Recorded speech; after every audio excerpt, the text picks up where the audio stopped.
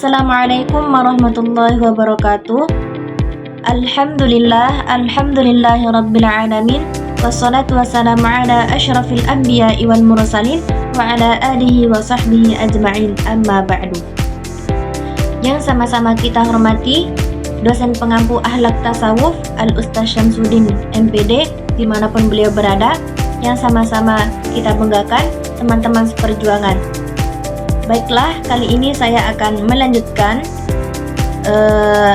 presentasi saya. Kali ini saya akan membahas tentang, masih berkaitan dengan akhlak tasawuf. Saya akan mengkaji 10 jurnal. Jurnal yang pertama adalah akhlak tasawuf dari Universitas UIN Sunan Kalijaga Yogyakarta. Yang kedua, hubungan kedudukan akhlak tasawuf dalam Islam. Yang ketiga, tasawuf sebagai terapi dalam menemukan makna spiritual dalam hidup modern. Yang keempat, tasawuf dan modernisasi. Yang kelima, the integration of akidah moral and sufism in Islamic education. Yang keenam, tasawuf modern menurut Hamka. Yang ketujuh, konsep akhlak tasawuf dalam proses pendidikan Islam. Yang kedelapan, ilmu akhlak tasawuf dan dalam membangun karakter manusia. Kesembilan, tasawuf substantif. Dan kesepuluh, pengaruh taubat terhadap akhlak perspektif Al-Ghazali. Baik, yang pertama, akhlak tasawuf dari UIN Sunan Kalijaga Yogyakarta. Yang dibahas dalam jurnal ini adalah keterkaitan antara syariat, akhlak, dan tasawuf. Di dalam jurnal ini ditekankan bahwa tasawuf tidak pantas atau tidak boleh lepas dari syariat, karena akhlak yang benar-benar atau harus berakar pada hukum Islam. Nilai utama yang dibahas adalah keseimbangan antara dimensi lahir atau amal syar'i dan batin atau pembersihan jiwa. Yang kedua, hubungan kedudukan akhlak tasawuf dalam Islam. Dalam jurnal ini dijelaskan bahwa posisi tasawuf sebagai sumber utama pembinaan akhlak, karena akhlak dianggap sebagai manifestasi lahir dari kebersihan hati atau tazkiyah an-nafs. Jurnal ini juga menegaskan bahwa semua bentuk penyempurnaan moral dalam Islam berpangkal pada nilai-nilai tasawuf klasik. Yang ketiga, tasawuf sebagai terapi menemukan makna spiritual dalam hidup modern. Dalam jurnal ini dijelaskan bahwa fungsi psikoterapis tasawuf dalam masyarakat modern cenderung materialitis dan stres. Praktik tasawuf dalam jurnal ini jelaskan seperti zikir, muraqabah, dan muhasabah.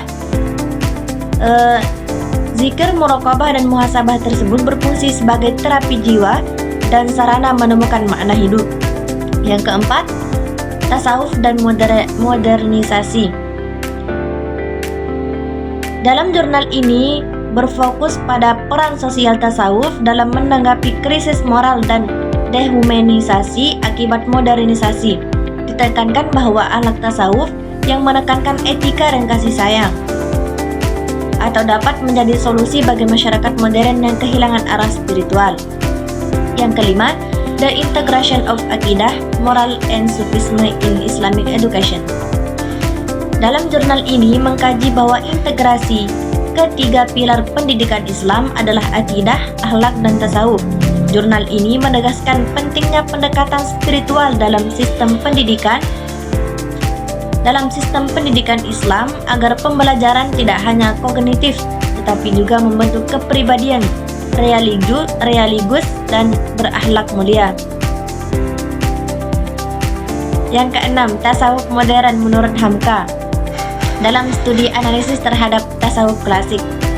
Dalam jurnal ini dijelaskan bahwa tasawuf klasik atau tasawuf yang cenderung estetik dan menjauh dari dunia. Dengan tasawuf modern Al-Hamka ini, mereka menolak bahwa tasawuf pasif dan mengusulkan tasawuf dinamis yang mendorong kerja, amal, dan moral sosial.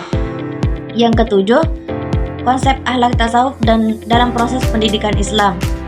Dalam jurnal ini menjelaskan bahwa implementasi nilai-nilai tasawuf dalam proses belajar mengajar, guru berperan sebagai teladan spiritual, sementara peserta didik diarahkan untuk memahami tasawuf secara praktis, sabar, jujur, dan rendah hati dalam kehidupan sehari-hari.